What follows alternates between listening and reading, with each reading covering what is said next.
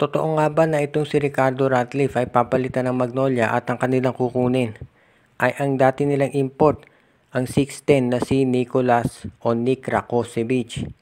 Itong si Nick Rakocevic ay naglaro para dito sa Magnolia Chicken Templados dito sa 2022-2023 PBA Commissioner's Cup, kung saan nakaabot sila ng semifinals. Natalo sila doon sa Barangay Ginebra. Pero maganda o pinakita overall nito si Rakocevic, at ang laro nga nito halos consistently 20-20, 20 points, 20 rebounds ang ginagawa niya. At yan ang dahilan kung ba't marami nagsasabi na itong si Rakocevic talaga ang bagay dito sa Magnolia. Ang isang bentahin nitong si Rakocevic kontra dito kay Ricardo Ratcliffe ay yung edad.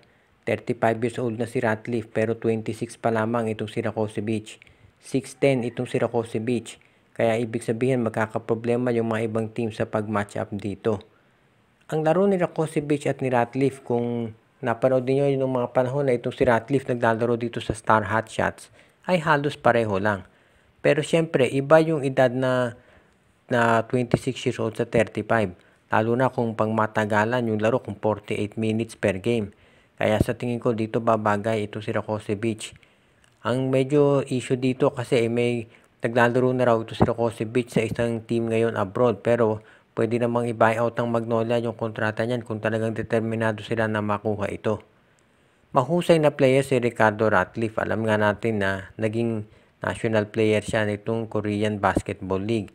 Pero ang problema kasi, ito nga ay 35 years old na. Kakayanin ba nito yung demand sa kanya dito sa PBA? Nakita nga natin yung mga players natin, maski si Justin Brownlee, halata napapagod na rin. Dahil yung mga import dito, halos walang pahinga talaga ang laro. Kaya yan ngayon ang pinag-aaralang mabuti nitong Magnolia Chicken Templados. Kung mas susubukan kaya nila na i-buyout yung kontrata ni Rakocevic para ito ay makuha at maging import.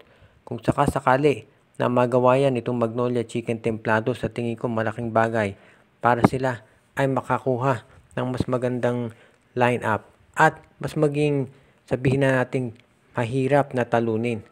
Totoo, itong Barangay Ginebra, tinalo sila nung nandiyan si Rakocevic. Pero iba pa lineup ng Magnolia noon. Wala pa dun si Xavier Lucero. Kaya sa tingin ko, dito babagay itong Magnolia Chicken Templados kung kunin nila itong si Nick Rakocevic. Kapag yan ay ginawa nila, magiging mas maganda yung tsansa na sila ay makapasok sa finals at manalo ng kampyonato.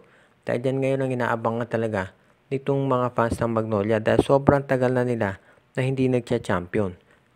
Itong si Nick Rakocevic ay isang, sabihin natin, purely inside player. Meron ditong outside scoring pero mostly sa loob. At sa tingin ko bagay yan sa Magnolia dahil marami naman silang mga players na umi-score ng 3 points sa labas. Magko-complement yan dito sa laro ni Xavier Lucero, Ian Sanggalang at yung iba pang big men nila.